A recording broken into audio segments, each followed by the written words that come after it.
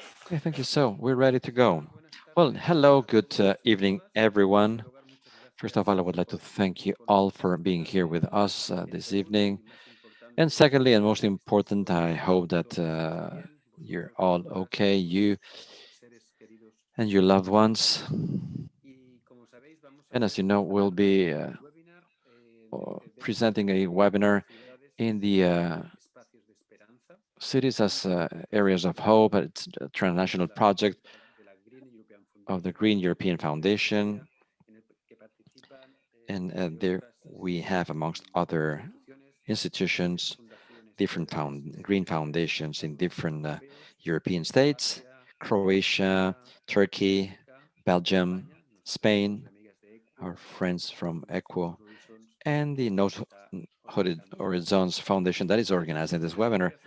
I'll simply make a brief explanation of this project, and I'll show you how we are going to structure our webinar. As you know, we have four speakers that of high level: Janet Sanz, deputy mayor, vice mayor of the city country of Barcelona, Claire Roumet, from the Association of Local Authorities, speaking about climate change, and the Deacon, director of strategies and operations of mayors, another big organization of local administrations, and Sergi Campillo, the vice mayor, deputy mayor of the city of Valencia.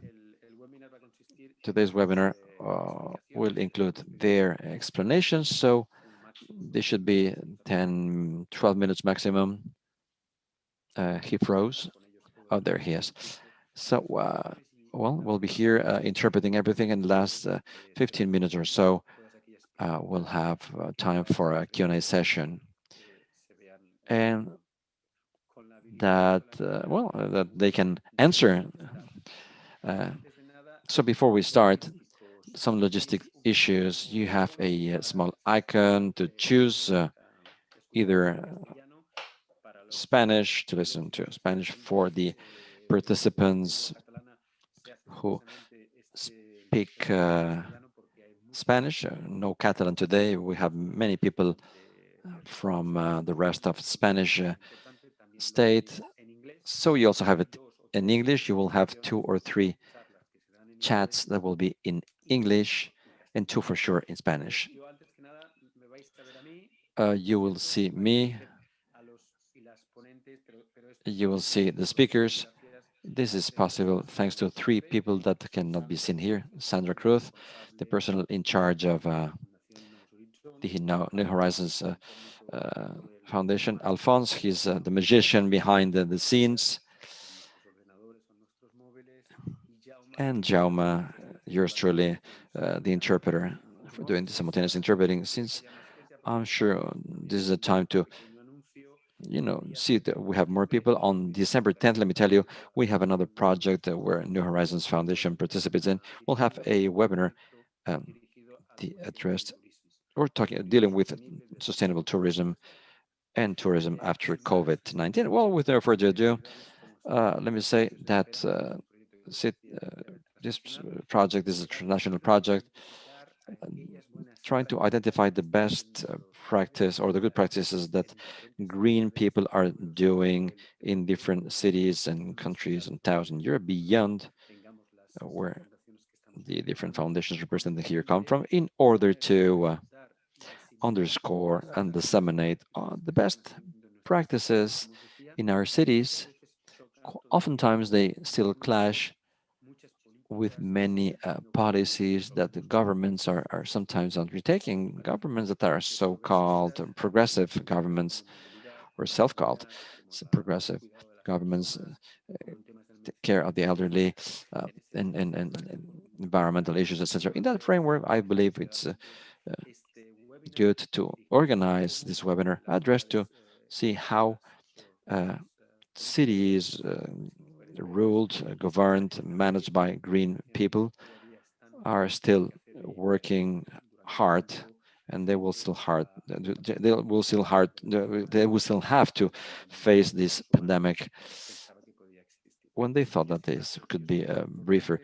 As I said, with no further ado, I would like to give the floor to Janet Sanz, a good friend of mine. She is the deputy mayor of urban affairs and many other things of the city of Barcelona. Janet, you have the floor. Thank you, Sergi. First of all, I would like to thank the New Horizons Foundation and the Green European Foundation and all the participants in this event for being able to share the different strategies of the work that we've been doing from different fronts in order to guarantee hope in those cities that are being reinvented, considering the common challenges we all have to face all over the world, affecting our citizenship. That's strategy we have goes from eco strategies, underscoring life and biodiversity, making our cities healthy cities. And it's a true pleasure and a privilege to be able to share a screen with you, Claire, Andy, Susanna, Sergi, well, you name it, and to be able to share the strategies I mentioned. Let me introduce what we are now doing in Barcelona and from Barcelona. It's a relevant thing considering those different looks and that they're trying to be continuing with the same policies. Things should stay the same, nothing should change, not using the opportunities that a very severe situation has generated that is impacting us as cities. And I believe that we are all aware of the fact of the importance that transformation of the first stones of public spaces is one of the areas that could be most important to build new solutions while facing this triple crisis that we have: healthcare crisis, a climate change crisis, and an economic crisis that right now is impacting us very specifically, but that we had been suffering for some years ago. Pollution, contamination, the climate change, you name it, in the different moments with economic crisis that have been overlapped nearly. And in Barcelona, we're doing so and we've been doing so for quite a long time under a new idea, a sustainable city, after the development of an urban planning that is eco-friendly. Let me focus on some data that are relevant and that we all share from different standpoints. Barcelona right now is the European city with the highest car density in Europe, as I said, 6,000 per square kilometer. If compared with London, density goes down to 2,000 cars or 3,000 in Paris per square kilometer. So we had to act in the public space in order to observe new and different opportunities so that the cities are not just addressed to using cars, the importance this has for energy model, for the healthcare model, to be able to breathe a clean air. Barcelona has over 50% of the public space. Some areas it's above 70% and 80% that are devoted not only to traffic and also to parking. So streets are for cars so that they move around and so that they park. Majoritarily, this is the case in Barcelona. And this has a direct effect on our health state because over 1,000 people die every year because of the effects of air contamination. So from Barcelona, with these three such terrible figures, we are now trying to work on a global strategy to be able to build a model that observes a different public space. We need it to be healthier with less noise, less contamination, safer, less accidents. Urban highways are over those elements, those streets that allow you to cross the city from end to end very quickly. We want a safe speed. We also want to strengthen the social relations and the life in neighborhoods where we have supported recuperation projects of public space, better community life, the elderly who live on their own and find a place where they share their lives together, fostering proximity trade. Jane Jacobs told us in that Borges book called Life and Death in Big Cities, where proximity trade generates a community, a life, safety. They are the eyes. The merchants are the eyes in the proximity trading, and a model that observes the needs of those groups that have been constantly excluded from urban planning, such as children, the elderly, you name it. All this has to be accompanied by a strengthening, clear strengthening strategy with respect to public transportation, supporting the fact of urban, sustainable urban mobility, biking, walking, tramways, buses, as the vertebrating axis.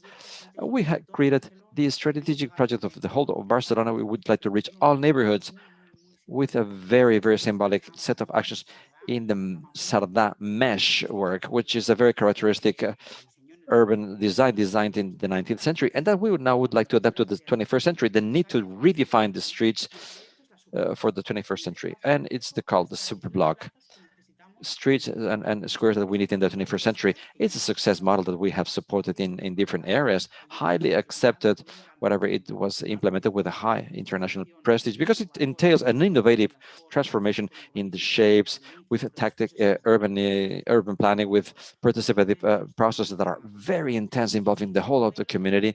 And it's a model that we are observing and that we would like to generate a quantum leap, the super block of Barcelona, the big project for the whole of the city. It's a project that goes beyond a 4-year legislation. It has a long scope, transforming what is temporary into something permanent, observing something that is a win-win situation, so that areas that are occupied by certain vehicles can be redistributed so that other things can happen.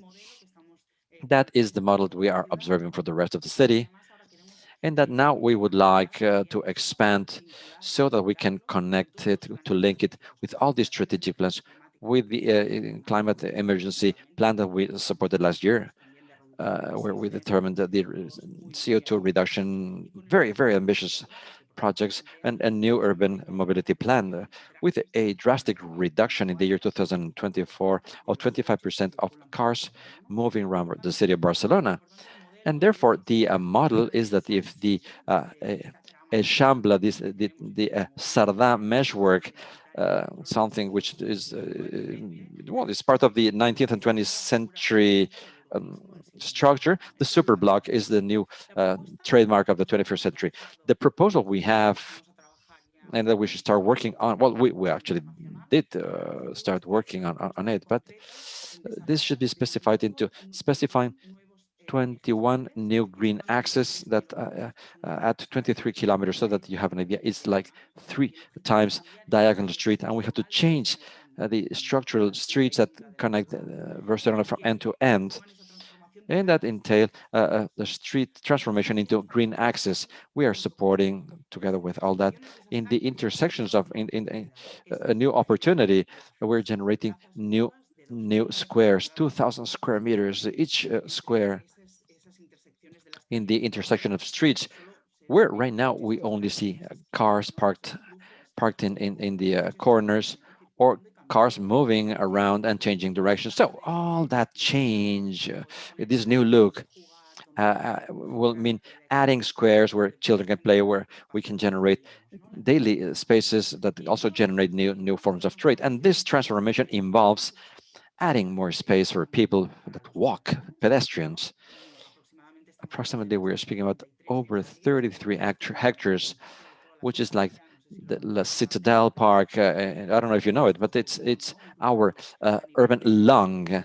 It's a big park. Well, it's like, instead of having cars, we have trees, but it distributed in different areas of the city, while incorporating in a structured city, not something very specific, not a cosmetic change. We had to add green areas, well-planted green areas. We will eliminate asphalt. We will eliminate asphalt in those axes, and we will add green areas that look good and that allows the city to be more permeable, gathering the resources that we already have.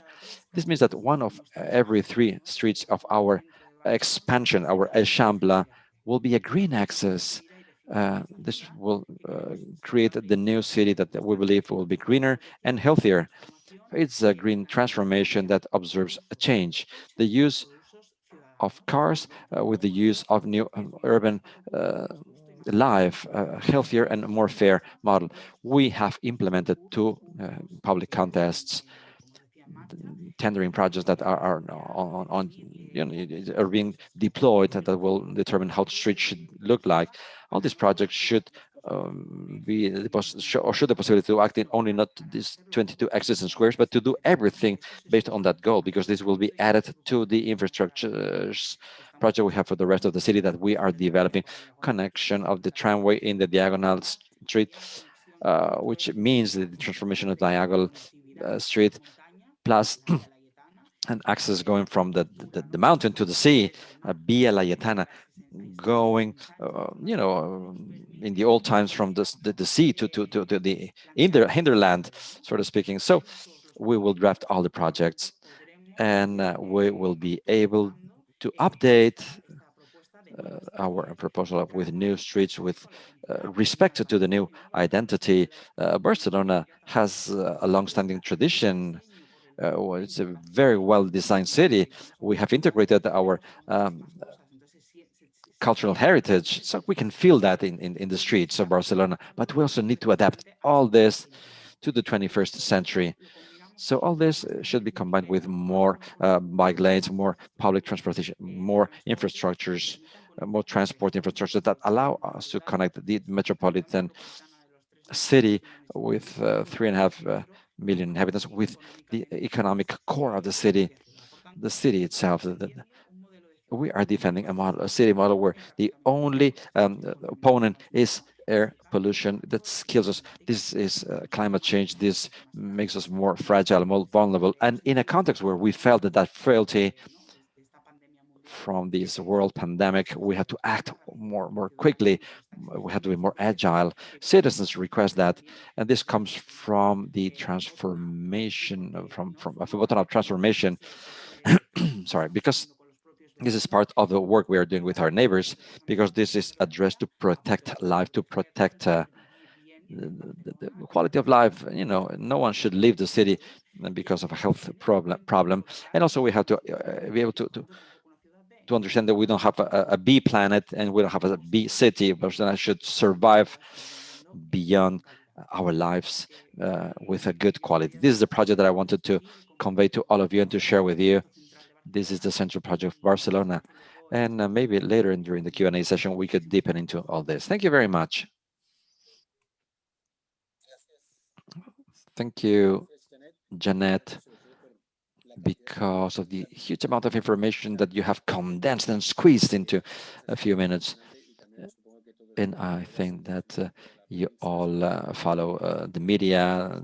These policies are not only courageous, but they are also submitted, well, under a crossfire from different types and conditions, because it seems like it's more severe to talk about certain things than talking about cars.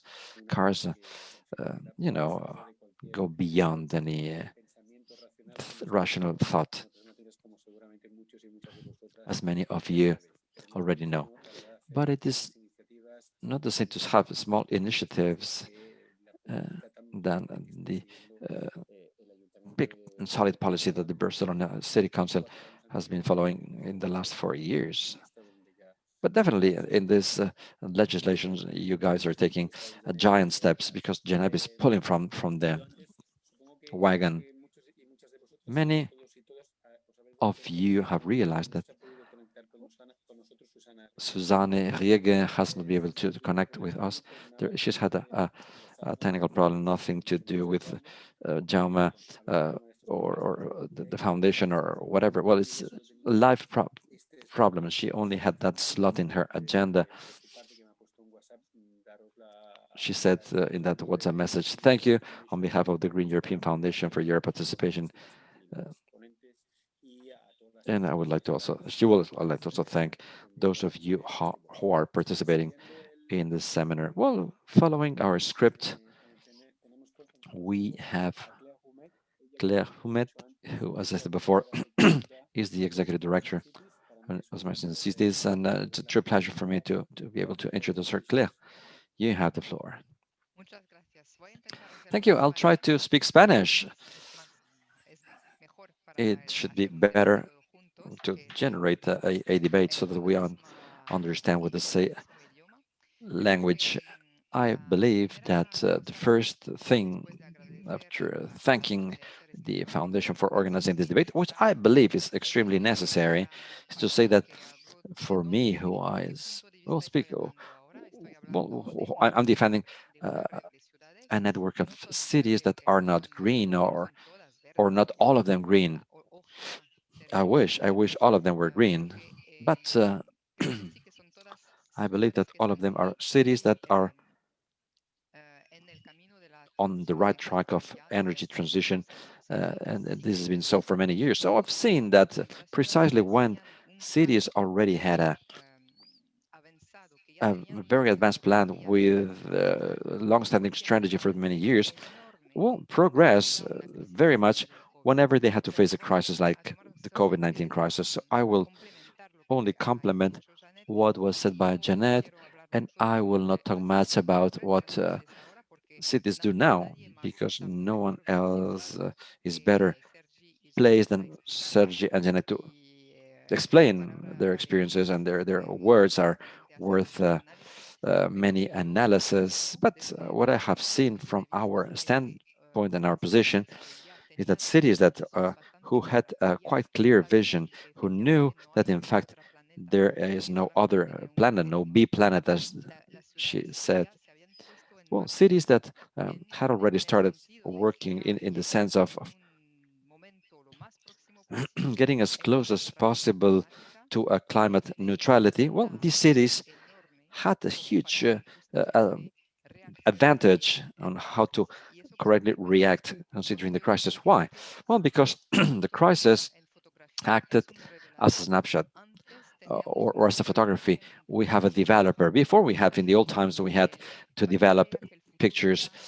It looked like well, a blurry future. It couldn't be. We couldn't follow what we were doing. But the snapshot is a digital snapshot. No development needed, no debates. We only have one planet. In terms of climate change, in terms of resources, soil, water, resources, air. Well, the whole story is over. I mean, a virus that sees no borders has been the developing agent of our borders, which is the Earth. Before we used to argue about this, but the image is so clear now, so digital. It's been a boost, an enormous boost for debate and for what we have always tried to do and to present on the negotiating table. It's not just a crisis. It's Greta Thunberg. It's the work of decades. The activists that have done the right job.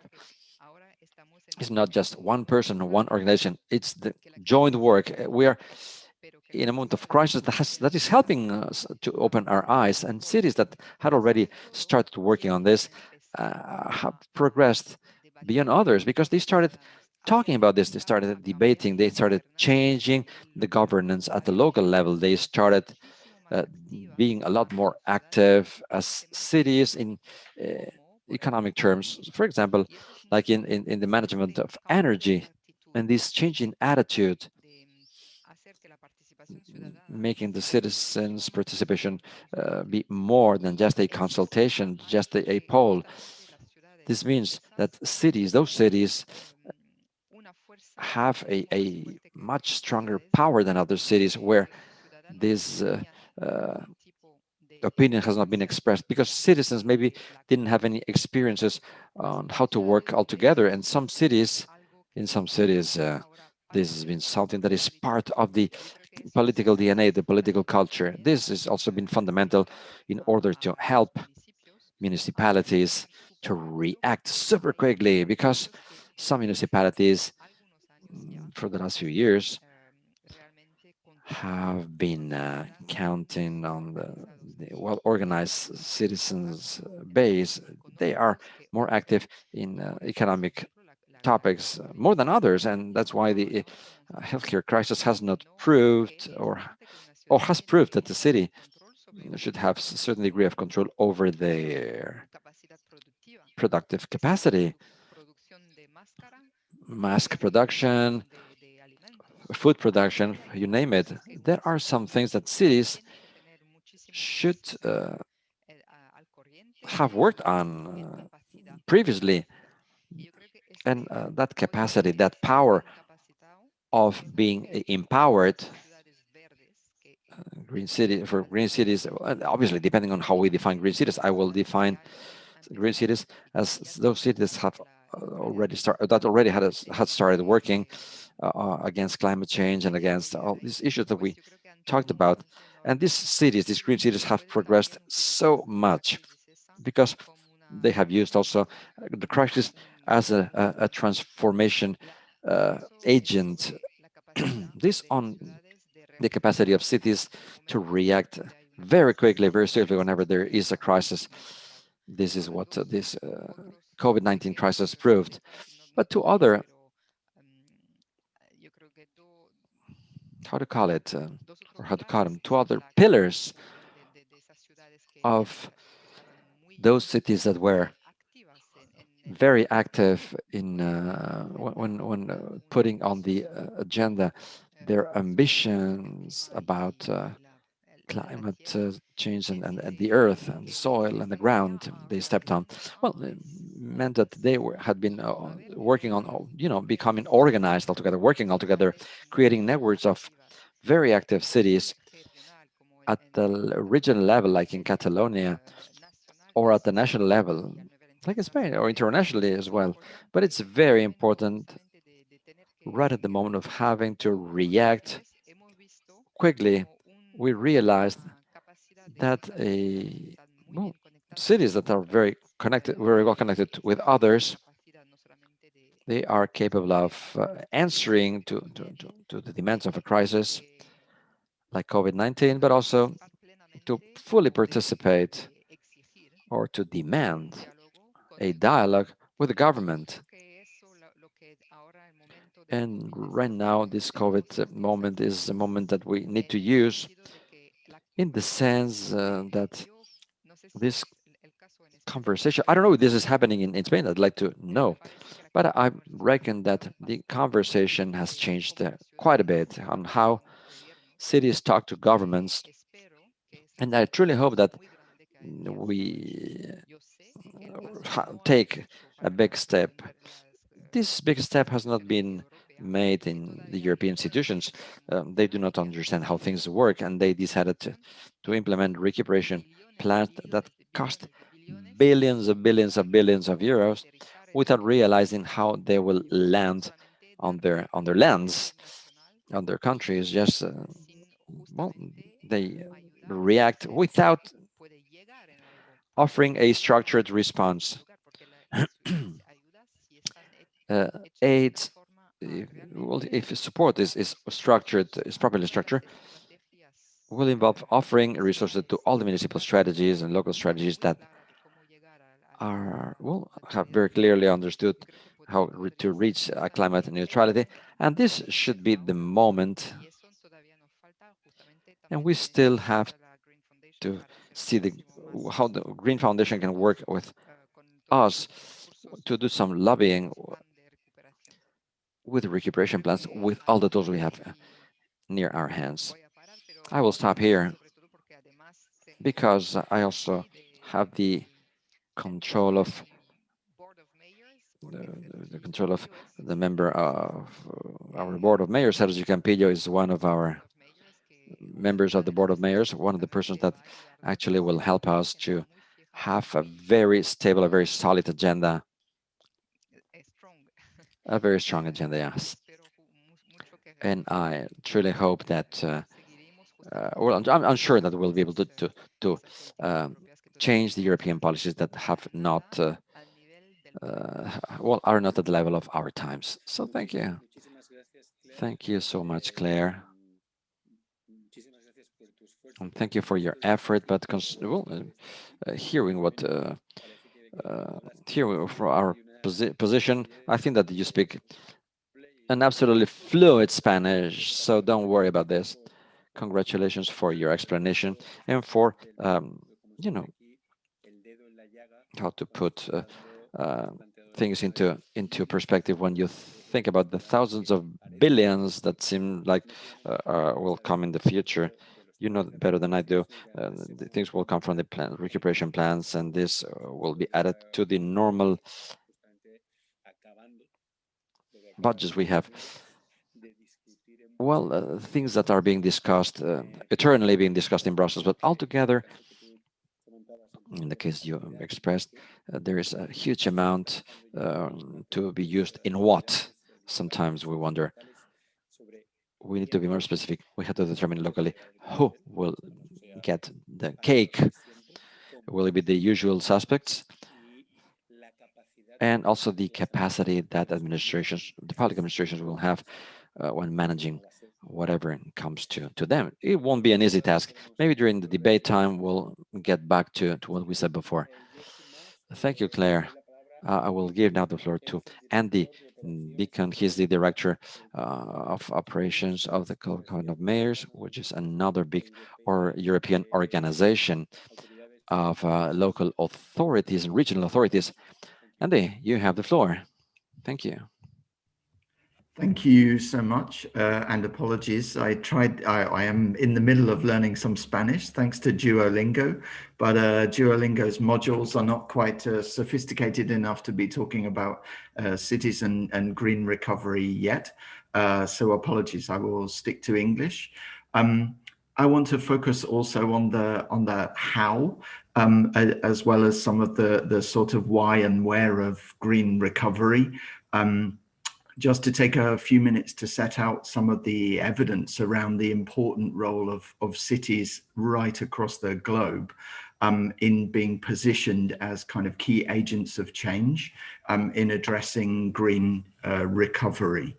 And some of my material is borrowed from another agency, from the International Energy Agency, who the Global Covenant of Mayors is working alongside, and as well as a number of other partners in thinking about these issues, both under the banner of global mission innovation, and firmly believe that kind of innovation has a strong role to play in thinking about how we build back differently, around how stimulus spending can be used in different ways, and new financial mechanisms could potentially be developed to help cities think differently, and also just in kind of continuing to push the agenda for more direct access by cities, both to things like research and development spending, as well as kind of mainstream economic stimulus.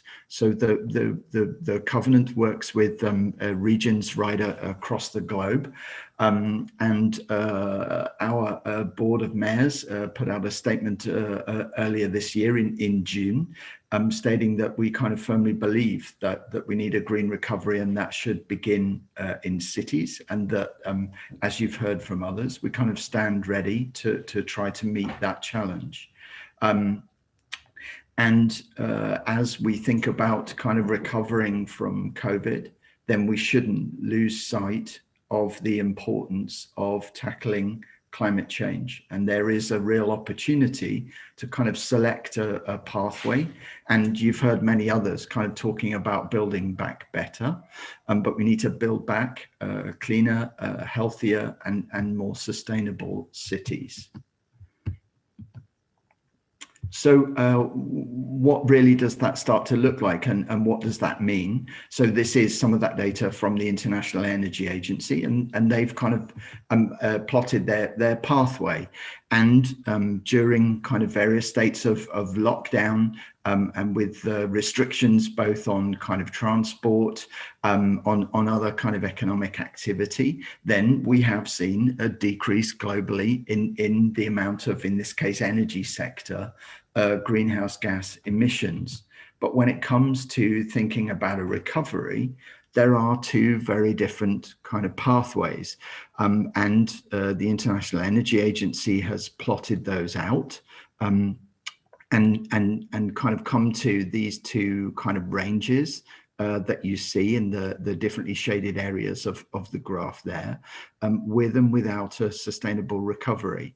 And as we approach the upcoming kind of major anniversary of the Paris Agreement, and start to think up towards COP26 in Glasgow next year, then a real opportunity to kind of think about planning the way in which recovery spending goes in order to try to set the world really on track to meet those Paris Agreement targets on that pathway with a sustainable recovery, rather than reverting to business as old normal and continuing without a sustainable recovery.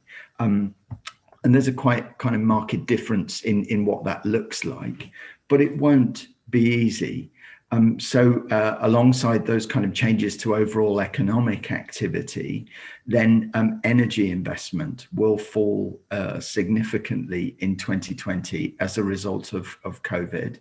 And in particular, falls in the amount of energy efficiency that contributes to that spending. So you see overall over there on the right-hand side of that very right-hand graph, on energy end use and efficiency, then investment in 2020 down by about 12% versus 2019 on a straight sector by sector comparison.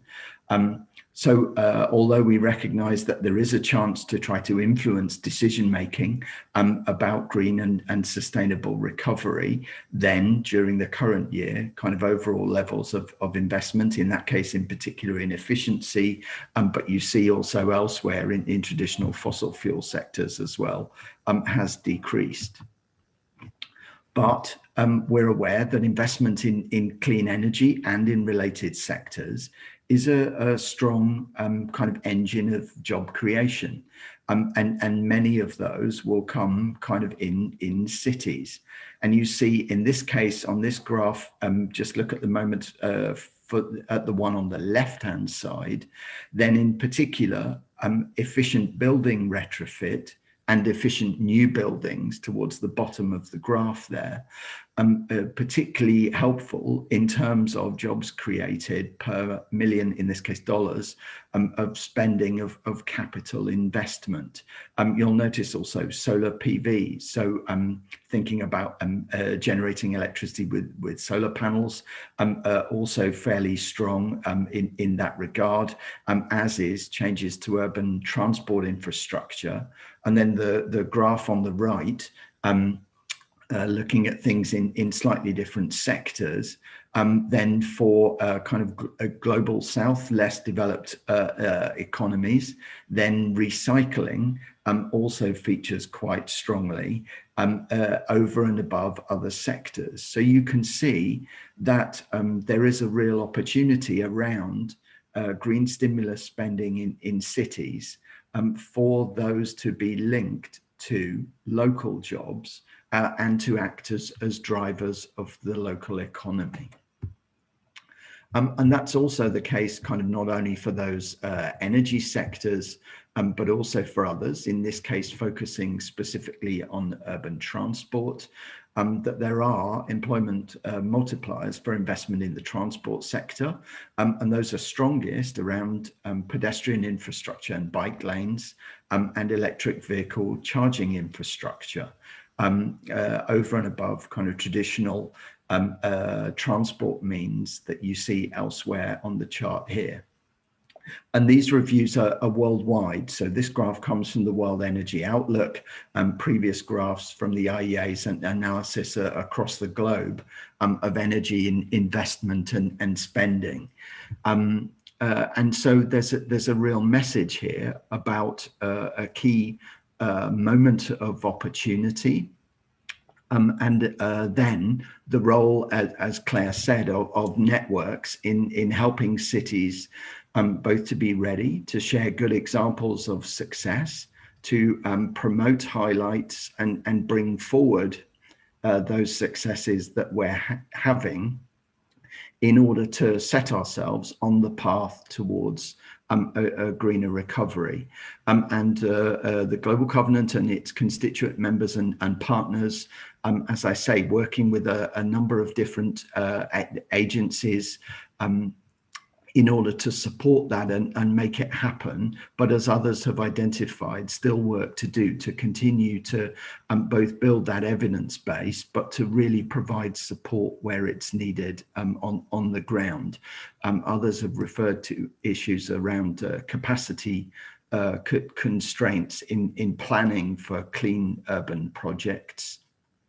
And related issues there. We're doing all that we can by trying to bring on stream new capacity building and technical assistance funding.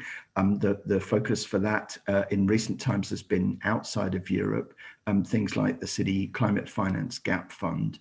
But we stand ready as a network to work with our partners to continue to promote this super important role of cities as real engines of the green recovery, and recognize that in coming back and addressing climate change, there are broader opportunities as part of that, and many different multiple benefits that will improve the lives of citizens everywhere. So thank you for the chance just to share a bit of that information, and plenty more available, and look forward to continuing to collaborate. Thank you.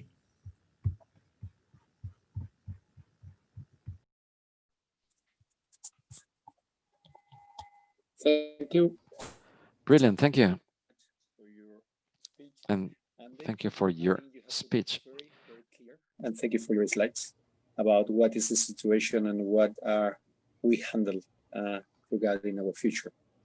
I thank you, all of you, the three that till now you have talked, or you have been very concentrated on time. And I think it's a pleasure to have that, for especially for the audience. So without more introductions, I would like to give and it's a pleasure to give the floor to Sergi Campillo. He's the deputy mayor of the city of Valencia.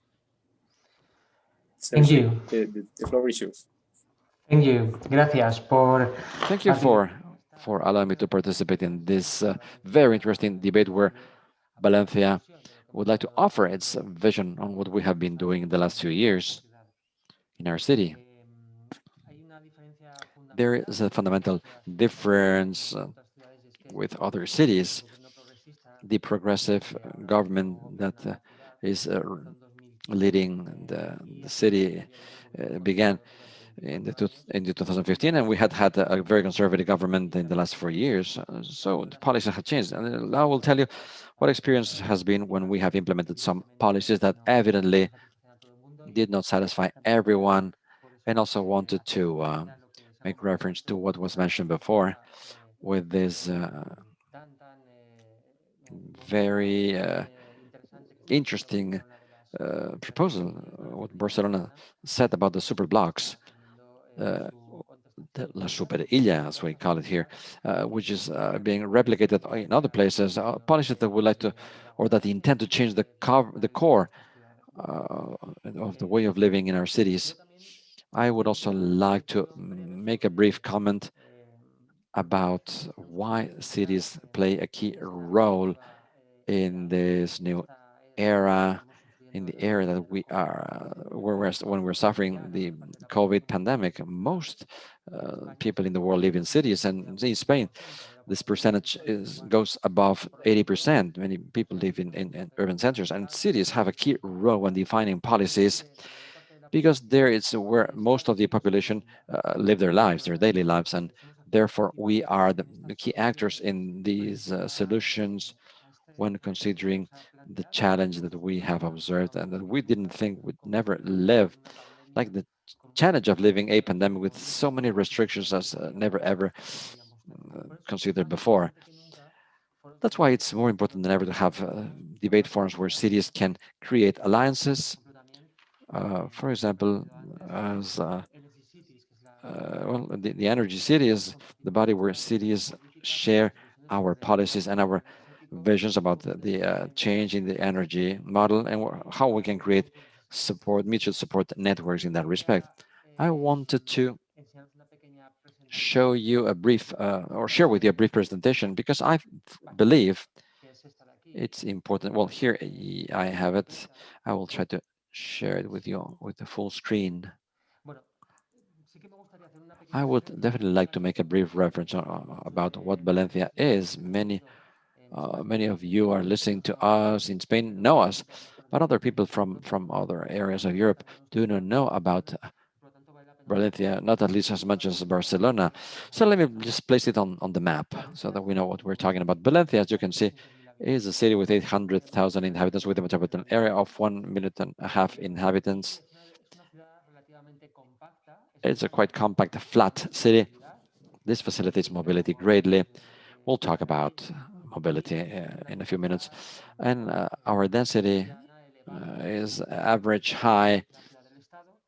It's the third city in Spain, and it's the capital of the third urban area of the country. It has some important characteristics other than the urban area we can see in on this slide on the left. It has a natural area, very important area. 40% of our municipality is a natural park, La Albufera Natural Park, where rice grows. And well, Valencia has a very specific specificity, if you allow me to say it so. It has a big natural park. An important part of the ownership belongs to the city. And this has to be understood in the planning of Valencia, the city of Valencia.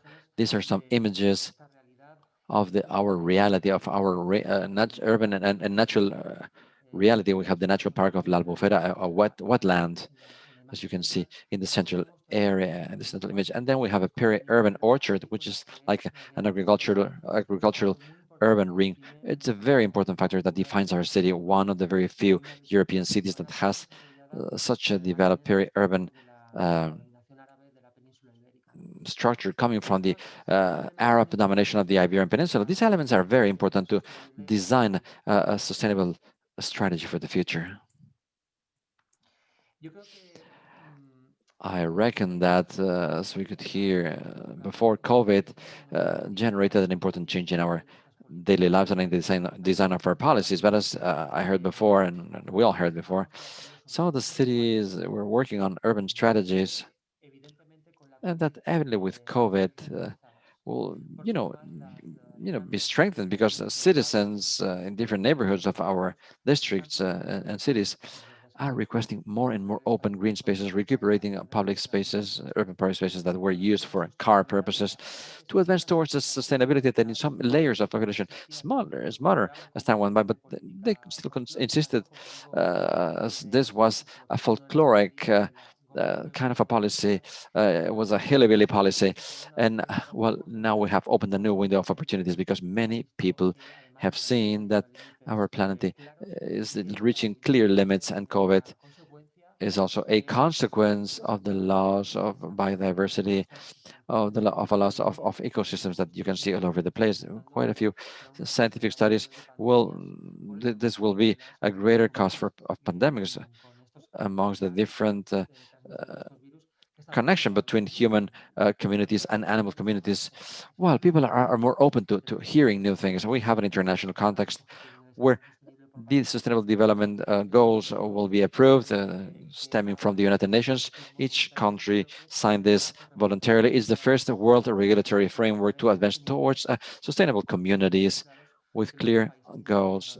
Countries, therefore, they have to develop these strategies through the urban agendas in the case of cities.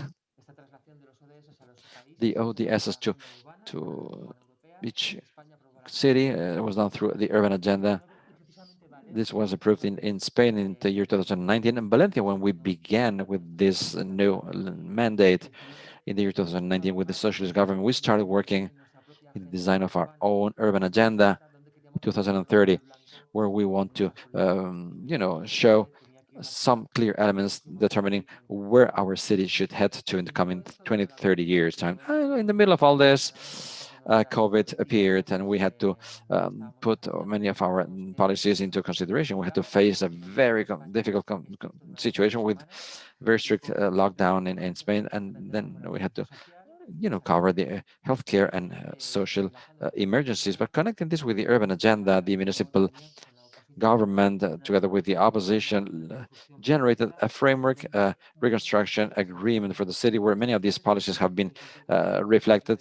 The first access is a healthy and sustainable city that I will mention in a second. In order to make the long story short, please let me know that I'm talking too much and I will stop. What have we done in Valencia in the last few years? Evidently, there is a fundamental factor in this slide. Well, I really like to see it because this reflects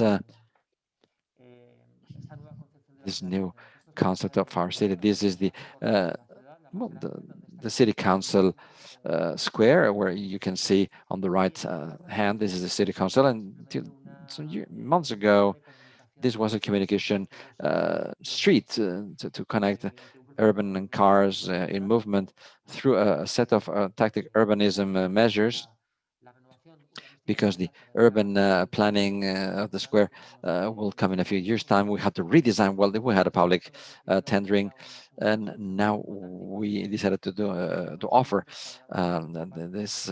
We decided to urbanize and 12,000 square meters. I mean, on the picture on the right shows what happens when you open these areas to as a public space. Well, children take the streets, take the squares. When children play in the squares that have been recuperated, this is a success for citizens. Just where we had cars, where we had a very hard and harsh square just to allow people going from point A to point B. Now it's a key, a core center where our children and our elderly people can enjoy. And if these people enjoy, the rest of the neighbors will also enjoy in our city.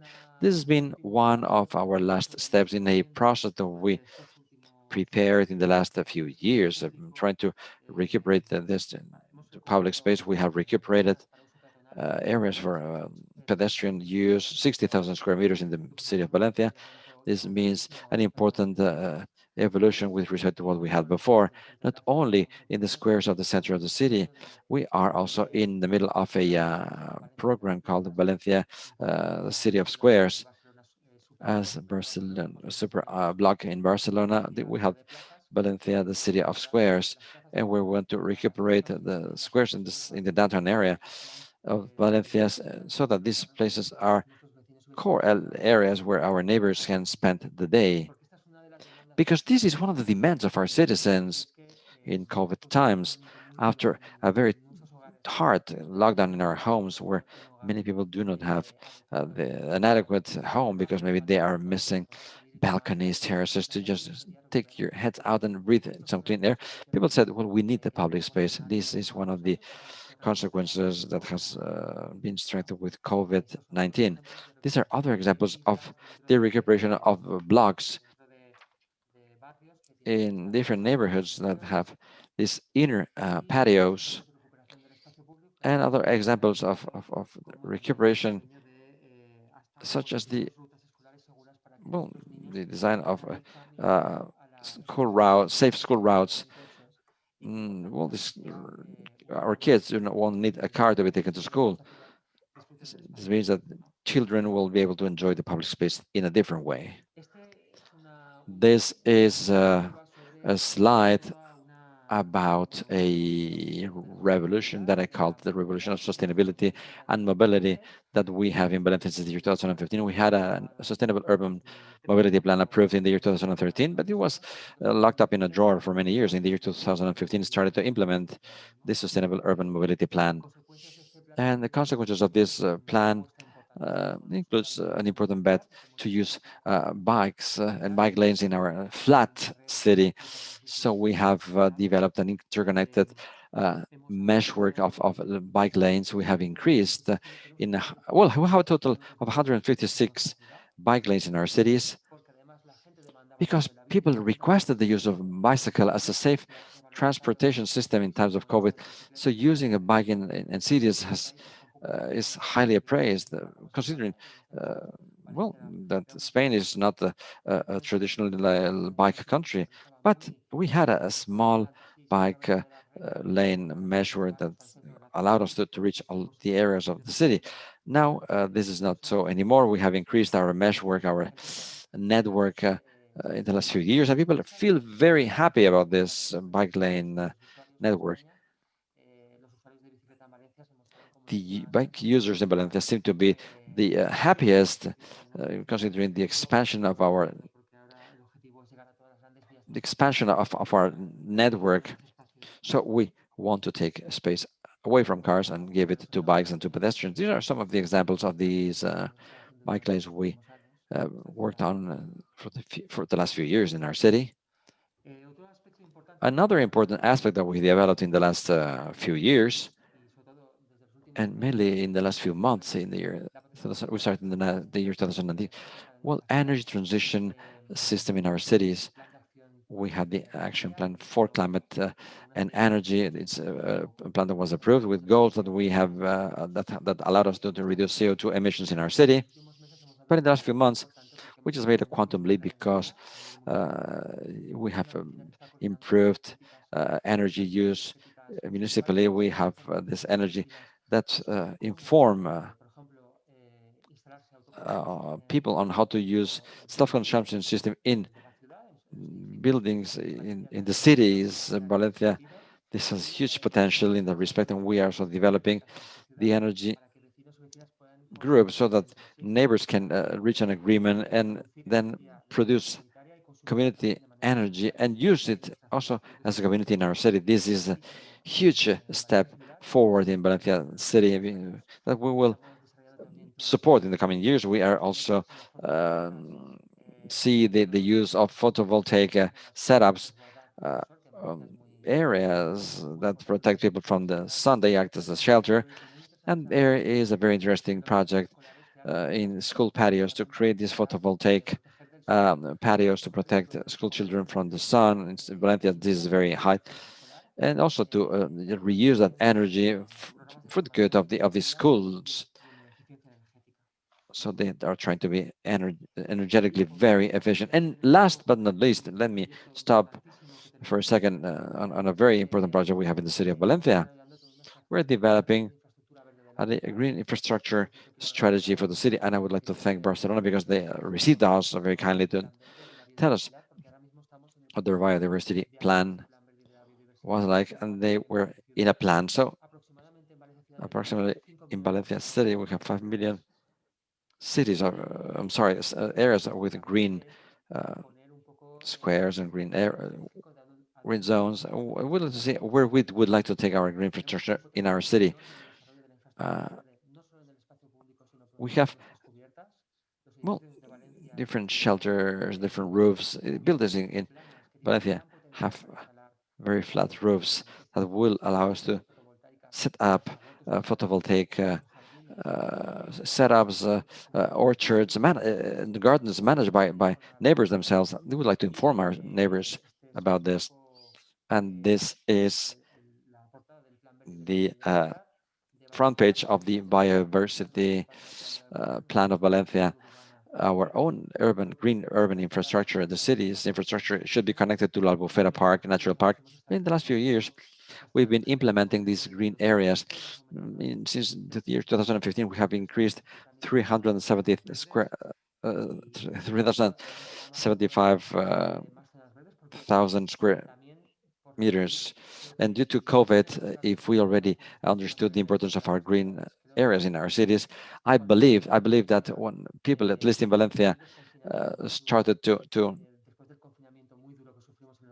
be, go back to quote unquote normal life, people after the lockdown decided to go to the green areas of the cities because they realized that these green areas are nature. It's our contact with nature in our cities, and therefore it was very, very important to go back to the green areas. We understood from the very beginning that unlike other cities, we immediately opened the green areas of our city because these spaces people is where people needed to connect with nature after the pandemic, after the tough lockdown, and we wanted to open these green areas to our citizenship. And let me finish with an interesting slide, and I will finish with this. Here we can see the green infrastructure that we would like to develop in our city. We have a huge garden, which is the Turia River Garden, the old river that was taken somewhere else towards the south. this became a garden. This river basin became a garden, and we have a huge opportunity in this new river basin on the south, because this is just a cement basin, and we have to renaturalize, so to speaking, that basin. This is a project simulation. It's a project for Valencia, for the metropolitan area. This includes other cities. This is highly motivating and challenging project for the coming decades. This is thrilling because we want to connect the metropolitan area through the green infrastructures, stitching the metropolitan urban spaces at the super municipal structure through a network of green spaces, as we can see on the left. All these cities, municipalities of the metropolitan area of Valencia, our own districts, our towns, have to be connected with green infrastructures that allow people to walk, to communicate, to to grab their bikes, but not having to use the public transportation. This is a right that people have, the right of walking uh, from point A to point B, using a well-developed green infrastructure. And this is another project that intends to renaturalize the seafront.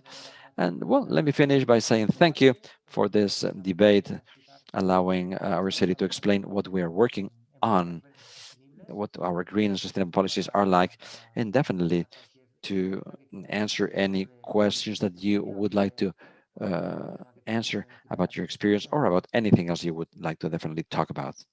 Thank you. Thank you, Sergi. To tell you the truth, those of us who spend many days in Brussels, seeing the pictures of Valencia generates a huge, huge envy. Let me ask you, the container you have behind you, it's a real container. It works, the green one? Yes, it's a small, uh, uh, it's a small crystal igloo that was a present from Co Vidrio. Well, it's subliminal publicity. Good for you. Thank you. As we said before, with or at the beginning of our webinar, we are running not late but early actually. We have enjoyed many webinars, but this is truly a pleasure to have you all here. And we have several questions. Obviously, we cannot ask all the questions. I will try to make a selection if you allow me to do so, because someone should do it, and we will continue with the order of intervention. The first question is addressed to Janet Sanz, and the question says, well, Janet, do you believe that the continuous criticism that are being made from different media and different parties, different platforms, are due to, well, I don't know what they are due to because he froze. So we'll have to determine what they are due to. We lost him, Janet says.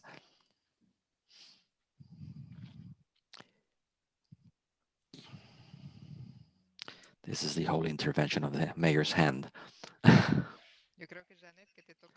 Janet, I think that you have to ask the question and answer. Oh no, the question was, I'm sorry, I was, I was told that we had a problem, a technical problem. Well, many of the criticism that come from different platforms, few, but the heavy platforms, some media, some article writers criticize that the measures that you're taking are not very bad, are not very good. I mean, per se, they're pretty bad. And he froze again. I think this problem could be solved if we had an RSDI connection. I can imagine what the question is. Sergi, we couldn't hear you. Let me go back to the question. The question is, what projects, what participation programs and information have you developed from the City Council of Barcelona with respect to the new mobility, because you know that many of the criticisms come from people who say that there's no participation, there's no interest, and this is the dictatorship of Mrs. Sanz. That's what they call it, your dictatorship. Well, first of all, let me say how many people that request us to go beyond our limits. In some platforms, people say, "Well, this has a huge projection," but many people through networks, through forums, neighborhood debate areas, say that we are going very slowly. So when we are pulled from different ends, we are more focused, we are more centered. We are developing a project that is a realistic project, that it's a necessary project, and that it's a gradual project because we understand that everything has to be, adapted. There's a model change, an important model change. We are not just observing something simple. Evidently, some people say, well, when you make such a behavior change, you will face a certain degree of resistance. So people say, well, the effort for all of us is huge, but the benefit is what I try to show. The benefit for everyone is much bigger, and with a little effort and with the coaching of administrations, we can all be highly strengthened. Out of Andy's intervention, I would like to take a key element. Many of the criticism also has to do with the economic model, the job creation model, and this is one of the key elements. The urban transformation and the model change has to generate new opportunities, economic opportunities that are different from what we had before, more fair, better redistributed, better paid, incorporating that rational, that's sustainable, real and sustainable presentation. We've talked about the green capitalism. This is a brainwashing. It's not for real. We wanted something solid, and the reconversion of the industry is a fundamental element. And I like to show examples when I speak beyond the criticism we receive that generate a useless echo. I like to talk about figures and focus on strategic projects. And I always look at what Baden-Württemberg region did when they transformed things, when they had to face a mining crisis. They transformed the whole sector. Jobs that were eliminated, they were retrained, and they invested in the whole region to generate a change in the rehab of buildings. There was an important bet. They generated new jobs, and to me, there is another example, the case of Switzerland. They've specialized in mobility as a service, something connected to the services of all the complementary mobility that can generate the public infrastructure of mobility. These are examples that are close to us and that they can inspire an eco transition of our economy, something necessary. And we have to understand, Sergi, know what happens in Barcelona, the food industry, the agri-food industry, etc. The strategy of the food industry is very important in the surrounding farming park um, around El Prat. We had a possibility of new job creation, creating a food creation sovereignty, key elements that we should potentiate and that have always been at the service of speculation, the the importance of stirring things up so that they are part of the people's rights. And when we can prove that all this is not just a fight of some against the others, and then we have alternatives, we have new alternatives that generate new jobs, stable jobs, not precarious jobs for the future, that build an urban space, a city which is healthier, where our children can breathe at peace. The future of these kids' lungs is guaranteed. And we do so with an approach which proves that living in a city is possible. No matter how old you are, what is your race, gender, sexual orientation, you name it. They are safe cities that are betting for the strengthening of these values. Well, these are the key ingredients to prove that the model is valid. We have to, bear with all this criticism with a great deal of love and pedagogy, generating participative processes as we have always done. COVID placed us in a difficult space. We learned little by little and step by step. But it's also true that right now with the project that we just launched, I cannot see more people. I cannot meet with more people. We are meeting with neighbors, and that began in the year 2015. In the case of Barcelona, we've been doing so for the last two legislations. So everyone knew. Everyone knew. We had it in our electoral plan, and this what we're doing is what we're committed to doing. So, with all the respect to all opinions, and I believe that we will uh, definitely observe the debate we have. Barcelona has to continue. Barcelona has to be possible. And currently, the only possibility is but the Southern Barcelona is possible, is changing the model with new energies, with the management of climate change and crisis and energies management, uh, new opportunities, jobs, new jobs, non-precarious jobs. These are central axes of our action plan. And this is a message for both Claire as well as, and we need help, we need support in the rebuilding agreement of Europe. We should be taken into consideration because this European reconstruction for Europe has to include certain industries, which from the perspective of model change is good, but we also need the proposals from other cities have to be considered. We have to have our own voice in these areas in Europe and not always go through states who are not in the trenches, who do not know about the municipal emergencies as we do.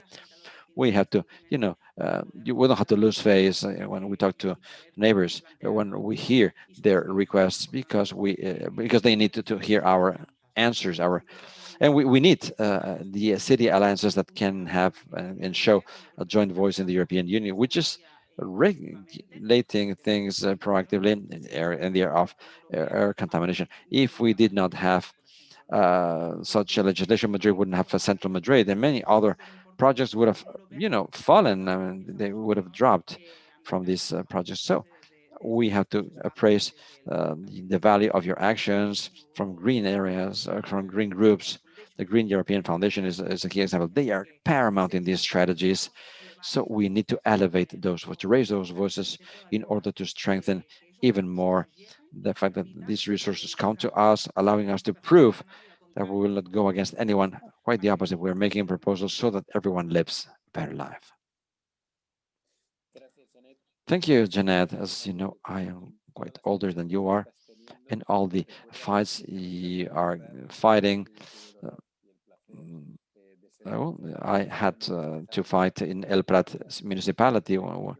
I was a deputy mayor when the changes in the El Prat streets was presented. So we have to know that even the most critical citizens, if you if others recuperate the government of the city, none of those measures will be taken back. No one. I believe that in Europe, I haven't made the study, but no one ever in Europe has changed some of these plans, because this means quality of life. So go ahead with it. Continue fighting with a lot of energy.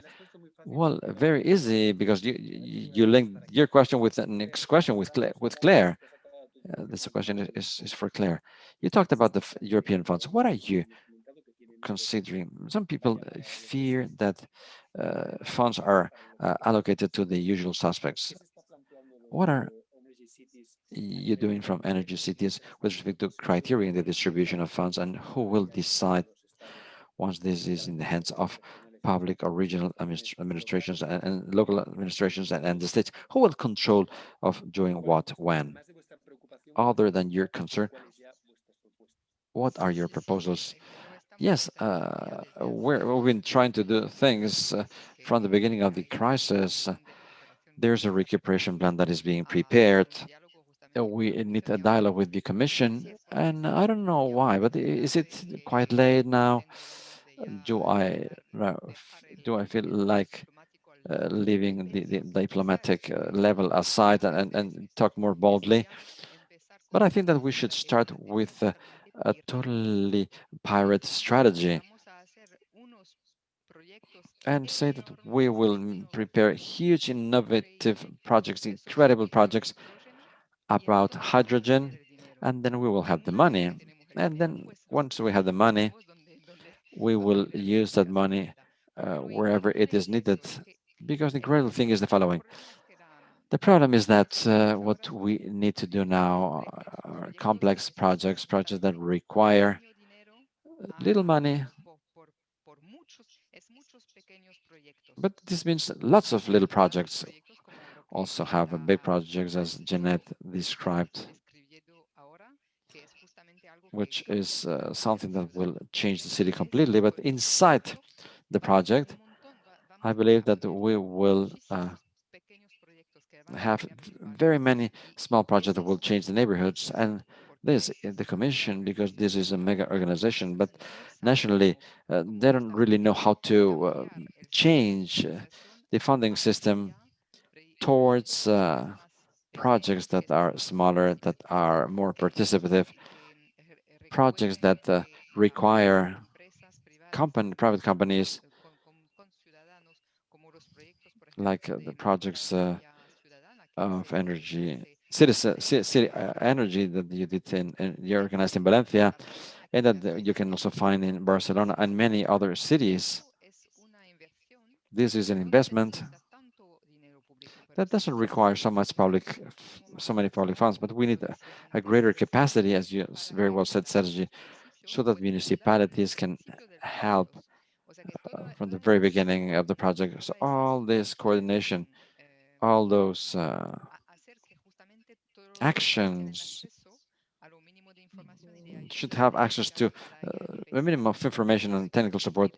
And we have to invest on that because we need information. The future is now with huge visions, some restructuring projects of the public spaces, but very many small projects. I believe that right now that avenue didn't lead us to any successes. On Friday this week, we will be talking with Vice President Timmermans. Five mayors will talk to him. I don't expect much from this conversation because Timmermans, as a vice president, what he wants is to play his little game, and his little game is the climate pact. I don't know who's listening in YouTube right now. Maybe I should be more careful with my words. But in any case, he wants everyone to be supporting the commission, but no one knows how people will be helped. And the Friday after, together with Sergi Campillo, we have a conversation with the Commissioner of Energy, Mrs. Simpson, and there we will ask her how to make all the money of recuperation can be more specific. All these are conversations that we're having now, but we're heading the right track, we're heading the right direction. And as Janet said before, for decades we've talked about green growth, and even if we say so now, and even if there is something behind, things are changing little by little. So I truly hope to see something happening, but the mechanisms are not there anymore. And this is a problem because money without a guideline, without a thinking is, well, it's of no use. We need the thinking as well. Thank you so much, Claire.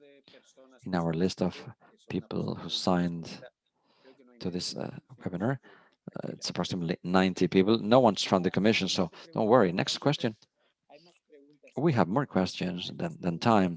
We have more questions that require long explanations. Don't worry. Those of you who ask the questions, well, we will send your questions to the speakers and we'll see what the answer is. Next question is for Andy, one for each. Andy, the New Horizons Foundation is in Catalonia, as you very well know. There is a question that comes from the world of aviation. What do you think about the future of aviation, commercial aviation? Before you answer, Andy, I would like to excuse Janet Sanz. She has to leave to another meeting in the same format. So thank you so much, Janet. We'll still be in contact in the near future. Thank you. All the best. Take care. Bye-bye. Andy, what is your opinion about the future of aviation in Europe? Thank you. Thank you. Not my specialist subject when it comes to the technology. What I will say is that at the moment, many of those watching will be aware that there is an issue in that emissions from aviation are not fully reflected inside most emissions counting mechanisms. And there is work that can be done to kind of bring greater representation of what's truly happening than inside the emissions inventories. That applies both at kind of individual city scale, but also then nationally as well as internationally. And you know, obviously there's recognition that at the moment the full scale of the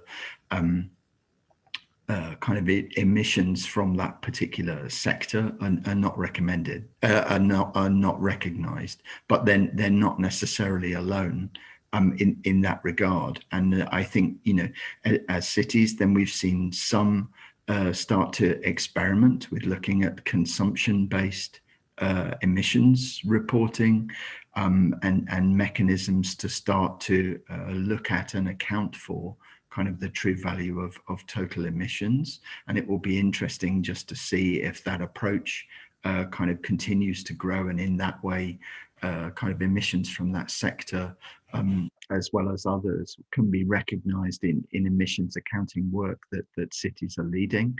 On the technologies, you know, many possibilities that are out there.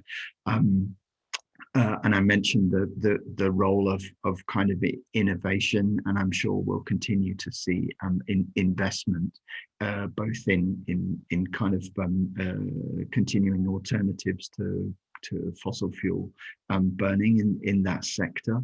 But I think you know, a lot of work to do to advance towards its full recognition as well alongside that. So sorry, yeah, not something I can answer on the specifics of kind of fuels and the technology in the sector, but I think there is work to do there. Thank you, Andy. Thanks God you are not a specialist. Thank you very much for your answer. Would you like to add something of what is the vision of the global covenant of mayors regarding the recovery plan from the European Union? Yeah, thank you. So then, part of what will happen through the green recovery will be an ambition for Europe to then kind of both advance ambition on climate issues, and in this important year where globally nations across the world are looking at their nationally determined contributions towards increasing ambition in advance of the climate talks in Glasgow. Then that positioning and the diplomacy and advocacy that will come from the European side alongside that, where those emissions reductions can really be recognized, will be important. And for us as the Global Covenant, then we also have some work underway to bring forward the idea of regional and local contributions as contributions to those NDCs. So to really build from the bottom up.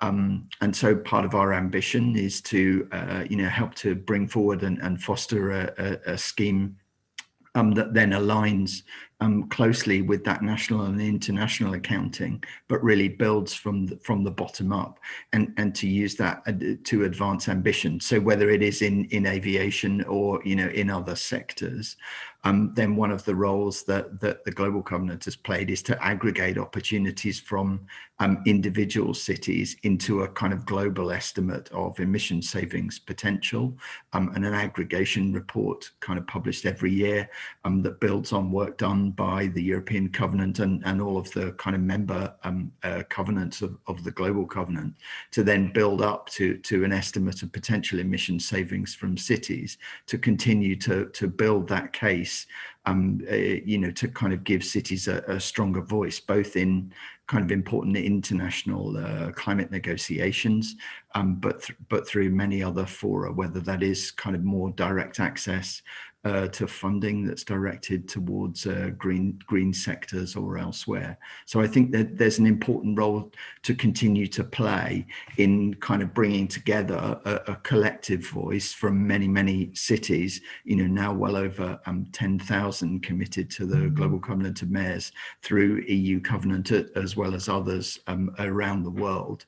And I think a real opportunity to continue to build from that. But really that needs an element that comes kind of right from the bottom up, rather than as others have said, kind of those in seats of power in different locations around the world expecting to govern from the top down. Gracias, Andy. Thanks, Andy, indeed. Sergi, tenemos las últimas preguntas para ti. Como tú Sergi, eres we have the last questions for you. So you are used to tough questions. These two come from the same person, probably living in Valencia.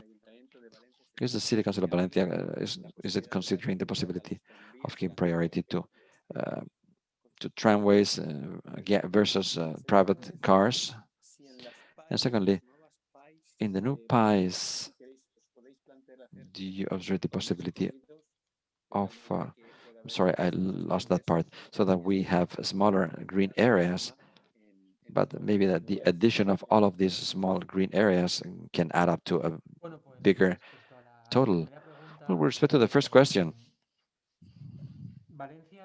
Valencia has transport systems that until short ago had a inefficient management, because urban buses in Valencia were managed by the Municipal Transport Agency, which is totally municipal, and tramways and subways were managed by Ferrocarriles de la Generalitat Valenciana, which is an autonomous regional company, and there was no other metropolitan transport authority there, though we created one 2-3 years ago, and it is still in the process of integration of the different modes of transport.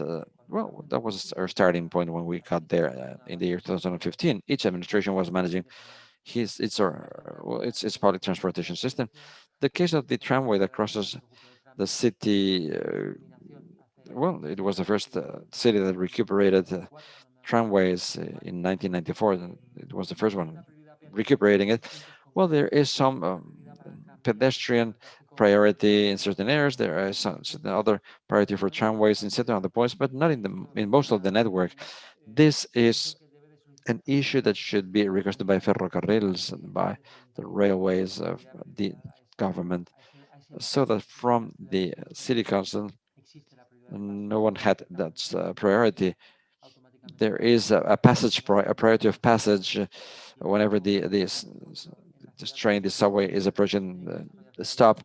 Green lights turn on, and green and red lights also go on for cars.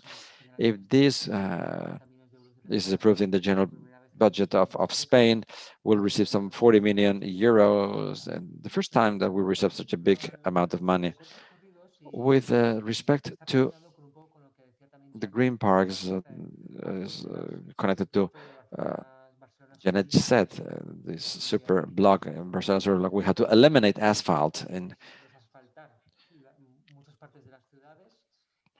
we had to eliminate asphalt from some areas of the city while creating draining surfaces that allow water to be percolated and absorbed on the ground, not collapsing our water relief systems in case of huge rainstorms that are quite frequent here and that generate a heat island, as we call it.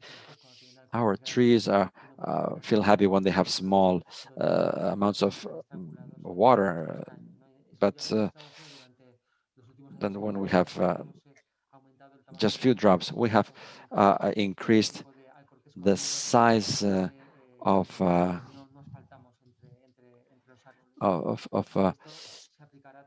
what we call the basins around the tree, the pits that allow us to work differently. These smaller neighborhoods require these pits around the trees, the bottom base of the trees, so that they can have their own trees. Well, thank you very much, Sergio, for your answer, for that very specific information, to considering these two very specific questions logically asked by a Valencia citizen. Well, I would like to thank you all on behalf of New Horizons Foundation and on behalf of the Green European Foundation, particularly Janet, although she left, Claire, Andy, and Sergi for your participation, for your food for thought and your presentations. Very specific, very positive explanations, and very deep and highly addressed to the topics that we were dealing with. Well, Riga was disconnected right at the moment she had some free time in her agenda, but well, she went back to tell me that well, to greet you all and to thank you all. On December the 10th, we'll be back here to talk to you about tourism, not only for Mediterranean tourism, touristic cities, but also for those cities that had a huge problem, which was the massive tourism and the massification of our cities. Thank you again, and I hope to see you very, very soon. Please take care of yourselves. Follow the rules that will keep you safe in the future. Thank you and take care. Bye-bye.